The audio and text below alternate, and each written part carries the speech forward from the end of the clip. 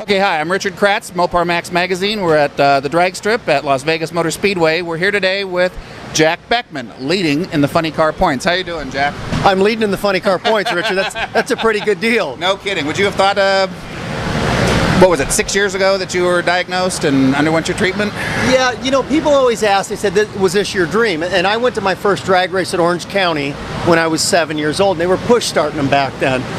And I loved it. I mean, it was something that caught me immediately about the smell, the sounds, the way that vibrated the ground. And I did dream about it.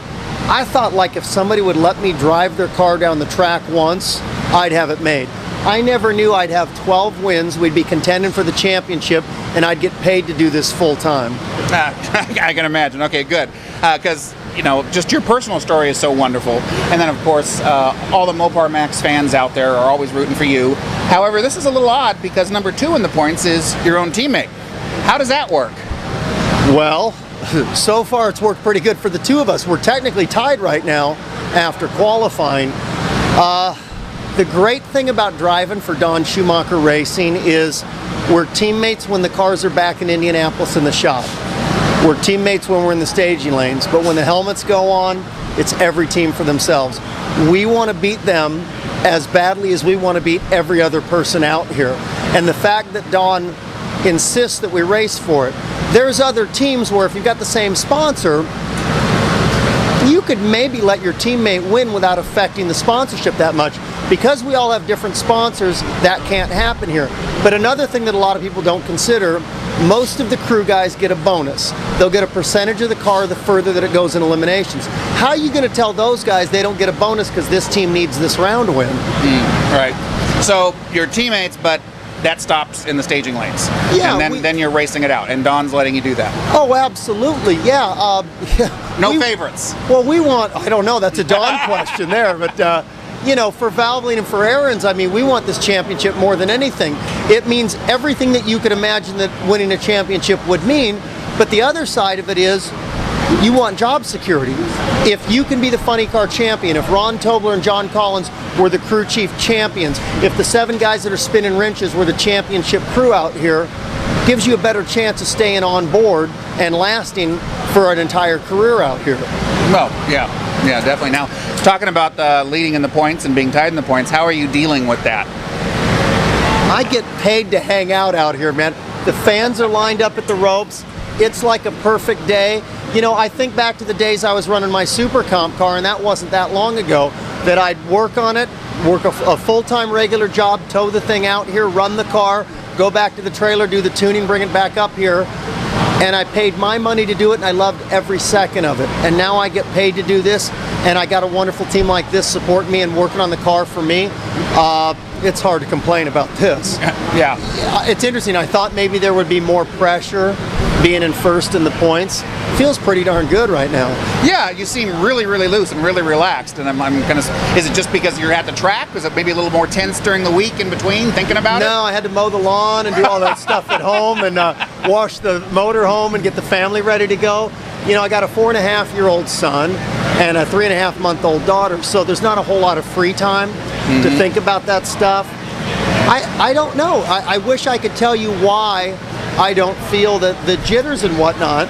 I just think I'm so comfortable. I think that we've done all the right things to put us in this position to challenge for the championship. And we will try the best that we possibly can for the next 2 races. And we either will win it, which will be fantastic, or we won't, but we'll know that we did everything that we could. Sounds like you have a really wonderful philosophical approach, viewpoint on it right now. I don't know what You've done the best you can, you're set up. And has Ron got a good handle on the car this weekend? You know, we're qualified 10th right now, which we would definitely like to get in the top half. We seem to have a great hot weather tune-up. We struggled on 2 of the runs here, but one of them was a night session last night and we just pushed too hard. We'll know better after this run, but I don't think it matters if we qualify 12th or 5th going into Sunday when we know it's going to be a warm day. We may not be the greatest car on Friday and Saturday, but Sunday it's tough to argue with the outcome of what this team's been able to do.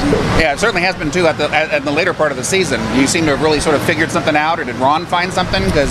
Well, it's always interesting when you do these interviews. People say, hey, you had a slump, or hey, you came out of nowhere. It's because you're looking at stats, not looking at what we went through. We've been tough out of the gate. We won earlier in the year in Charlotte. We won in Atlanta. We've been to 3 other finals, and we just won in Phoenix. This team hasn't had a slump this year, and this isn't the time to go into one with 2 races left. Yeah, actually, I wasn't implying a slump. I just noticed the final appearances and the wins just got a little more consistent. Yeah, you know, it's that just you're working just as hard, just started coming out a little better. If we weren't working just as hard, somebody would be in deep doo. That's true. Yeah, and a lot of times, for instance, like at Indy and the race after Indy in Charlotte, we had a top 3 car. We just happened to line up against Matt Hagan, who had a top 2 car that day. A lot of times it's not even who you race, it's when you race them. And that's the interesting thing about drag racing. With 8,000 horsepower, when you pour nitro in that fuel tank, literally anything can happen out there. Yeah. Question for you. Do you really pay attention to who's in the lane next to you, or is it pretty much you, the tree, the car, and the track? It's interesting because for the purpose of top end interviews, they want these rivalries. They want us to say, man, it's important. I got force in the other lane. The answer to your question is yes and no. The crew chief races the lane. He looks at that piece of concrete and asphalt and tries to figure out what is the most amount of horsepower I can apply the soonest on this area. As a driver, I feel like you have to know who's in the other lane because different drivers have different staging idiosyncrasies. And for instance, if I'm racing John Force and go right in to light my stage bulb, I'm going to be stuck there with the clutch out for 7 seconds, which could affect our tune-up. I always felt my job as a driver is not to screw up what the crew has put into the race car. So for me, yes, I do pay attention to who's in the other lane so I can kind of posture myself accordingly. That makes sense, and it also segues to my last question for you. Segue, another French word. Well, you know, the cameraman's French-Canadian, so... there's some people that are starting to talk about, watching the races the last few years, the fuel cars. It seems like more and more rounds are being lost more than one. There are people that are saying it's really become a crew chief setup contest, and that I literally heard a reference that the driver is a monkey whose job is to not cut a bad light. Is this still a driver's sport? I do like bananas, I'll tell you that. Well, I mean, I guess the best way to answer that question is percentage-wise, has the emphasis shifted more to the crew chief and the tune-up? Absolutely. In the 60s, before they were doing burnouts, when they were smoking the tires and a driver had to feather the throttle and ride the clutch, they had an enormous impact on the outcome of the race, or let's just say the ET that the car ran. The drivers have much less effect on that today. But couldn't you then argue that because of that, the driver has to be even sharper on the things that we do, or it will be magnified on the racetrack, whole shot wins and losses, getting out of the groove and smoking the tires, and things like that. We're not less important as drivers, but the crew chiefs might be more important than they were 30 years ago. That's a good way to put it. I thank you very much for your time, Jack. My pleasure. Thank you, guys.